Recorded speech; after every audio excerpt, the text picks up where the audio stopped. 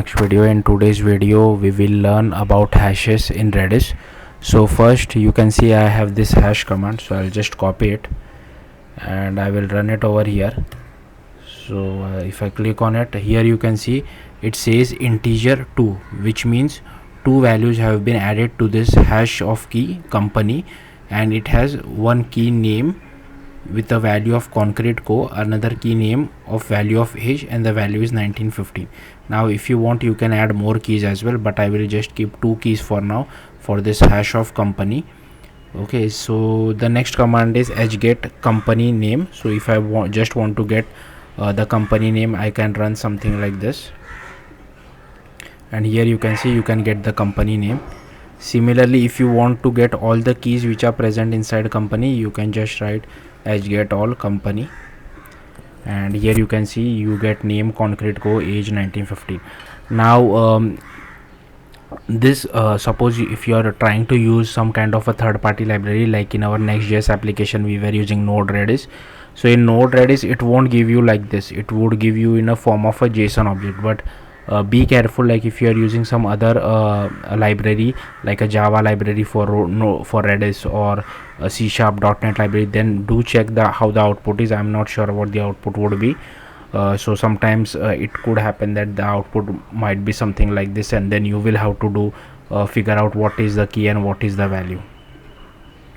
Next, here we can just check whether age key exists inside company or not. So you can run something like this, and you can see you get an integer 1, which means it exists. Now I will enter age 1, which is a key which does not exist inside company. So here you can see you get an integer of 0.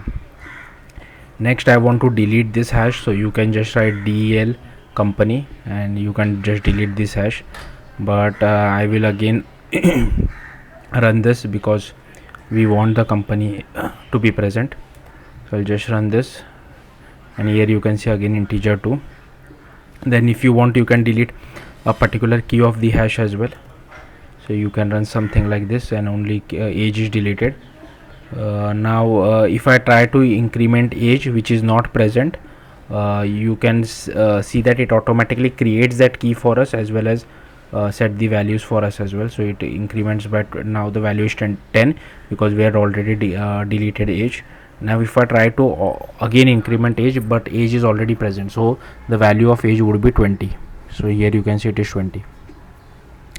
Next I will same thing for revenue as well. If the revenue key is not present, you can just directly do a h increment by, it automatically adds the key for you. And you can if you want to increase by float, you can do something like this as well. If you have there is no decrement by, I think, so you can just pass negative value if you want to subtract something or minus something. Then if you want the length of a particular value of a key,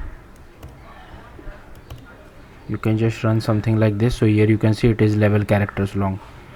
Next, if you want to get all the keys which are present in an hash, you can just use h keys, and here you can see it has received all the Similarly, if you want all the values from a hash, you can use something like this. So yeah, that's it. Thank you for watching. We will be working on our Next.js application, don't worry about it.